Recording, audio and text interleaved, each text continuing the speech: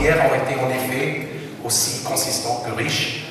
À la première session, nous avons discuté le processus budgétaire en Tunisie, notamment son cadre réglementaire, ses institutions intervenantes, ainsi que les principales limites en matière de transparence et de participation citoyenne. Je sais que vous vivez un processus semblable à celui-là dans votre pays en ce moment. La Cour des comptes, qui était toujours là, elle commence finalement, lors de ce processus, à faire son travail d'une façon plus indépendante. Elle audite, elle poursuit, elle publie ses résultats dans la plupart des pays, chose qui ne se passait pas auparavant. To setting up a Supreme Audit Institution, the Medium-Term Expenditure Framework, the Division of Revenue Act. We also set up, very strongly right at the beginning, we set up the IFS, the International Fiscal Systems, which is regarded as best practice by the IMF.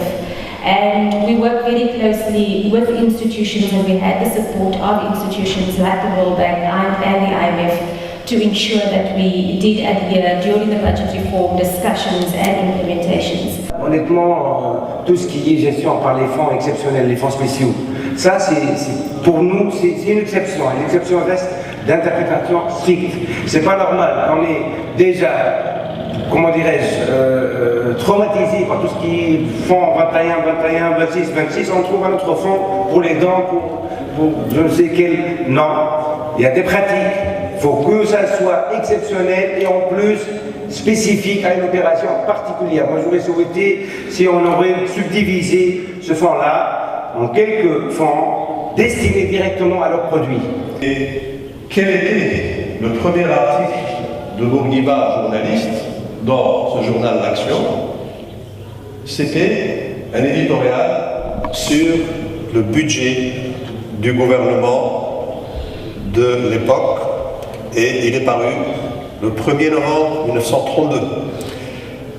Ce jeune avocat nationaliste avait compris, avait eu l'intuition que pour attaquer le système colonial, ce n'était pas seulement sur les slogans ou sur les principes, mais concrètement sur la manière avec laquelle un gouvernement d'un État sous protectorat avait défini son budget. Des questions se posent par les gens peut-être qui n'ont pas de formation budgétaire. Pourquoi ça fait des années qu'on n'a pas encore acheté tel ou tel équipement? Donc on peut nous répondre parce que le budget est insuffisant ou parce qu'on n'a pas budgétisé telle acquisition dans la procédure budgétaire. Donc la question qui peut se poser, est-ce que la procédure budgétaire est connue par la plupart des personnes qui interviennent dans le processus? Est-ce que dans le cadre d'une faculté ou de l'école de l'enseignement supérieur, tous les collègues ou tout le cadre administratif participent activement à la préparation des données budgétaires? La chute des recettes de la mairie, comme vous le savez, donc, elles proviennent essentiellement des taxes municipales, des rentrées au niveau des marchés, des locations de marché. Et donc voilà, cette période-là, personne n'a payé quoi que ce soit. Et donc j'ai hérité de cette situation-là. Et mes citoyens avaient des attentes, j'étais constamment harcelé par les organisations qui étaient subventionnées par le conseil municipal, en l'occurrence par exemple des associations sportives, des associations culturelles, et il fallait payer par-ci, il fallait régler des factures par-là. Et donc je n'arrêtais pas de dire que bon voilà, il n'y a rien dans la gamelle comme on dit.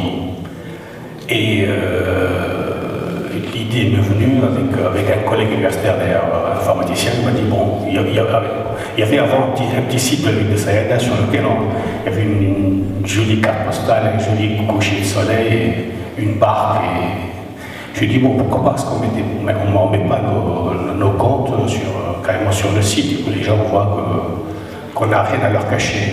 Et c'est parti de là.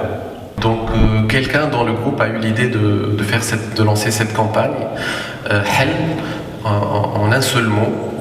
On a imprimé des pancartes noires avec le mot Helm en arabe et on a distribué ça sur les élus qui étaient membres du groupe à l'époque. Il y en avait une dizaine à peu près.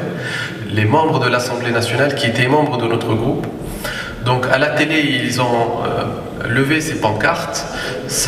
Il semble aussi que les internautes sur les réseaux sociaux ont aimé ce concept. Il ne faut pas être un pays riche, développé, pour avoir un bon rapport de transparence budgétaire, premièrement. Il y a de formidables exemples de pays en développement qui peuvent avancer très vite et avec de très bons résultats concernant la transparence budgétaire.